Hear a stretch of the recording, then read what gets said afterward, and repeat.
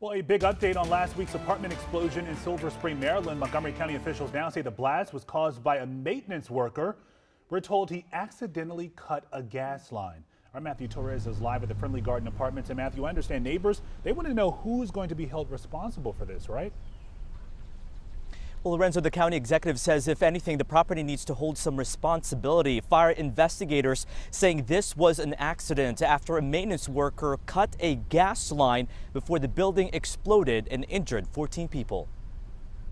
It's been an ordeal. It hasn't gotten any easier for Blanche Hall. It's been a journey that I wouldn't want to see anybody else have to go through. She was in her second floor unit at the Friendly Garden Apartments in Silver Spring when the building next door exploded.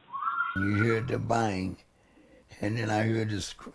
This 83-year-old woman had to be rescued and sent to the hospital for breathing in too much smoke. Days later, she's staying with loved ones who share the same big question. Just why a situation like that could happen.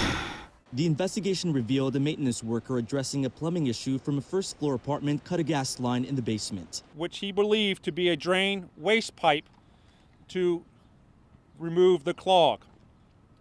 He put a cap on that pipe.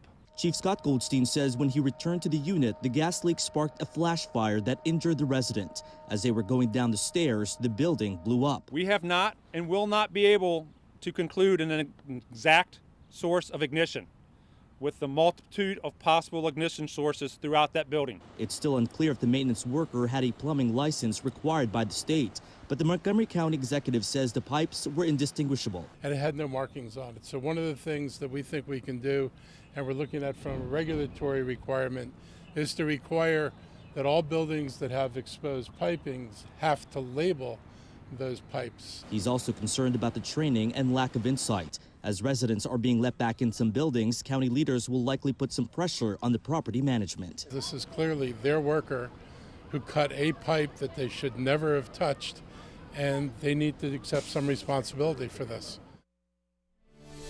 And since last week, 12 people have now been released from the hospital. One remains in critical condition. Some people have been allowed back into their units.